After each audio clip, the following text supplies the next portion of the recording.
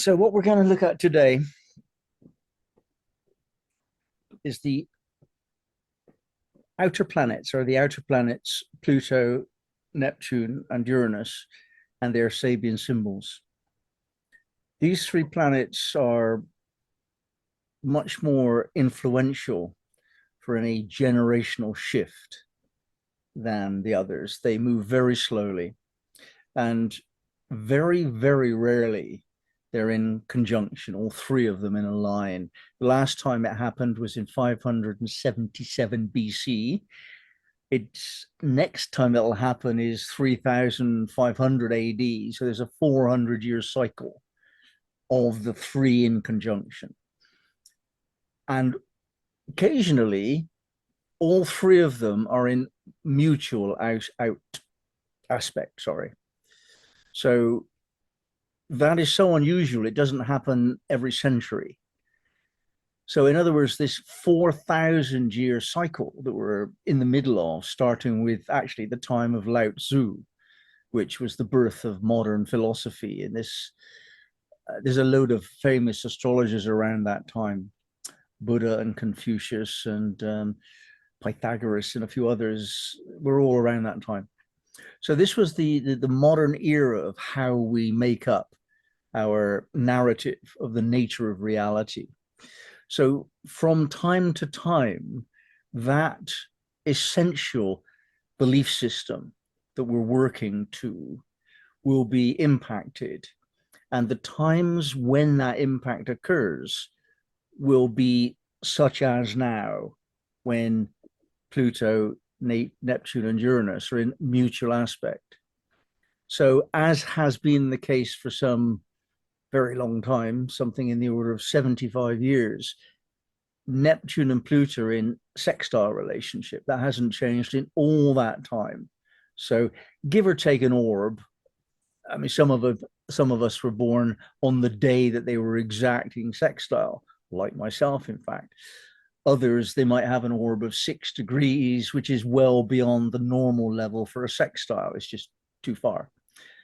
But most people have got the sextile in this period. And so once again, it is close to exact. Neptune and Pluto are in sextile very accurately. However, now Uranus has entered the pattern. So Uranus is trine to Pluto and sextile to Neptune. So we've got a little triangle. Does anybody need more information about that? Is that making sense to everyone? Okay. Yeah.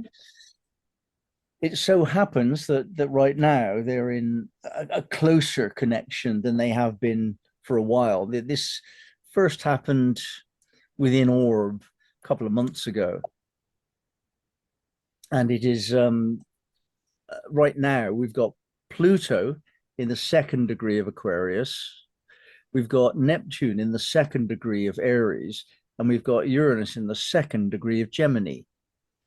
That really, really is extraordinary.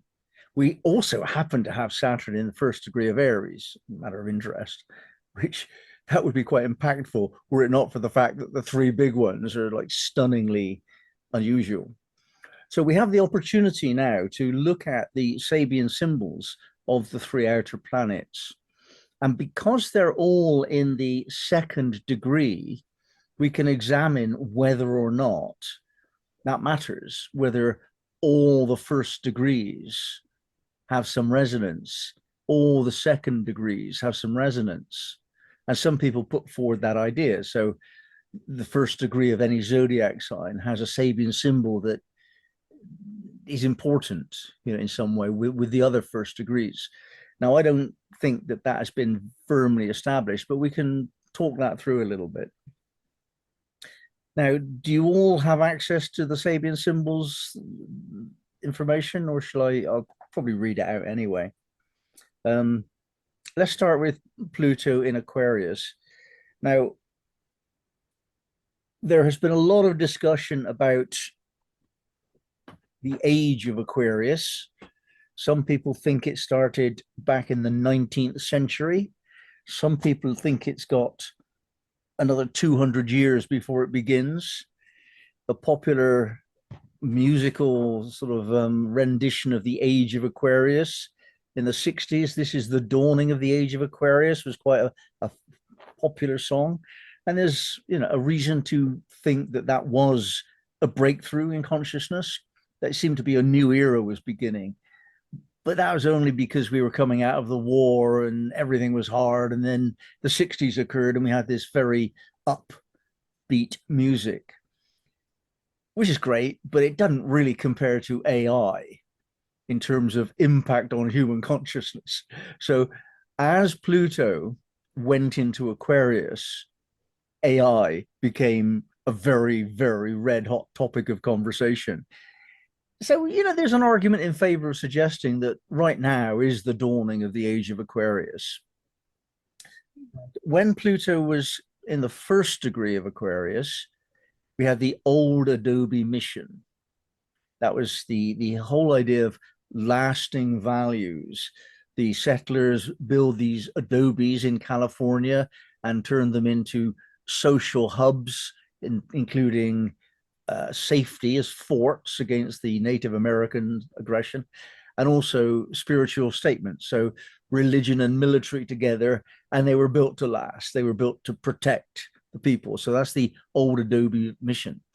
So that lasting values sense of the first degree of this batch of 5 is countermanded or put in juxtaposition when we look at the second Sabian symbol.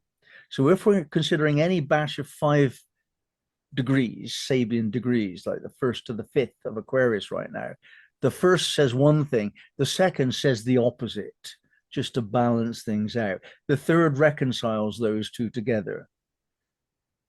This is a theory put forward by Dane Rudhyar some 50 years ago. And to some serious extent, it checks out. So we're now in the second degree of Aquarius, which is an unexpected thunderstorm. In the first degree, it was lasting values. In the second degree, all life is ephemeral. The thunderstorm comes along and it just shifts the nature of reality. You can get a sense of the feeling of that when the weather has been the same for quite some time. Something changes, doesn't it? It gets a bit stuck and heavy and thick, and you pray for something to break through, and that's the thunderstorm. And it usually is unexpected. There's this imminence of it, but when it breaks, it's always a bit of a surprise, isn't it? That first crash of thunder. So that's the second degree. Now, Pluto is in that. So we're going to discuss this. Imagine what Pluto does, what it's like with the thunderstorm in its palette, what Pluto would do with a thunderstorm, metaphorically speaking, so we're going to study that. Now, when we look at the sextile first, we're talking about the second degree of Aries, and Neptune is there now, very close conjunction to Aries, to Saturn. So the first degree of Aries, where Saturn is right now, is the woman rising out of the water and the seal rising up to embrace her. Recognition of potential. So something comes out of the ocean, the unconscious mind, and that can be personal and that can be collective. So that's where we have seen Neptune recently. And Neptune represents our narrative. We don't know everything that's going on. There's just too much. We cannot assimilate it into our psyche. Of the billion bits of information currently coming to you, you're probably focusing on 1,000, some tiny, tiny percentage of all that is. So what do you do with the gaps? You just make up a story.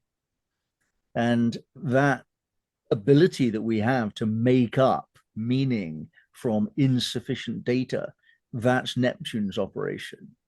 So we fantasize about here and now.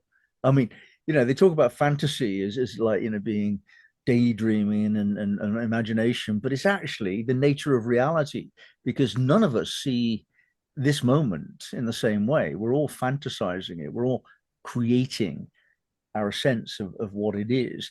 And we create that out of the imagination that we have, which is biased towards fear or optimism. That's something that your Neptune energy will indicate to you. Do you dream flat tires? Which Joni Mitchell once wrote about. You probably don't know the name.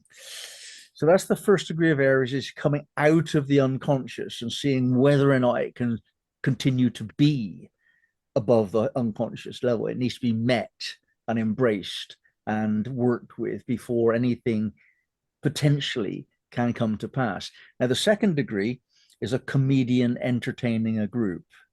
Think about some satirists like Billy Connolly. Do you know the name? He's the best comedian in the world for the last 20 years. So, you know, he takes the piss. He's a satirist. He makes a joke of everything, whether it's bodily functions or sex or political games, corruption, or just old age, whatever. He takes the piss out of it. Now, this is the comedian entertaining a group. It's not entertainment. It is on the first level, but on the deeper level, it's awakening us to be aware that whatever we think, there's someone who thinks the opposite of us. So the meaning is adjustment to feedback. So Neptune in the first degree of Aries is bringing our narrative into a brand new cycle. It's saying, like, maybe we want to think this about the nature of reality. And the second degree, the comedian is saying, maybe you don't. Maybe that's not what we want to do. So that's where Neptune is now. It's looking at the other side of the coin, the other narrative. So we're looking at Neptune today, Neptune in the first and second degree of Aries. Might we do it this way? What might we think about reality like this? Maybe not. We're looking at that today. Now, that's been going on, as I say, with the sextile's been going on for a very, very long time. But when Uranus comes into play in Gemini, the second degree of Gemini now, it awakens both of these energies and binds them together. So all three are resonant together now. Now, I've done some work looking at what happens when all these three outer planets are operating as one. And that's called the Trinity point. And that's our deepest spiritual access. That's how we find how to awaken, basically. It's a very powerful point. So this isn't very different from that. It's not exactly the midpoint of the three of them, but all three are acting together in resonance. So it's not very different. So we're talking about something happening right now, which has spiritual significance for the world's population. Now, in the first degree of Gemini, what Uranus was teaching us was discovering new dimensions. That's the glass-bottomed boat. We're looking into the unconscious. Again, an image of the ocean representing the unconscious mind. And the glass-bottomed boat is a device that we've invented so that we can, interestingly. And that might be mythology, for example. There's a window into the unconscious operations of mind. We've invented this mythology of our gods and their stories, and that can be considered religions as well. They're also based on mythology. So that's the glass bottom boat, and Uranus has been there. So like a real awakening into what is our narrative, what do we really believe. And then in the second degree, oh no you don't. So in the first degree, discovering new dimensions, using the power of inquisitiveness and mental dexterity to get to the bottom of things. And the second degree of Gemini, Santa Claus filling stockings furtively. So if we think about Santa, we're thinking about a mythological figure invented so that children can be instructed in the archetype of kindness and generosity and abundance and all of these things that were dreams to most people for most of human history. The idea that you could have a gift was absurd. A gift you wanted, a gift you dreamed for, your wishes come true. It's an absurd idea. In You go back 100 years, still very, very poor. 130 years, Dickensian.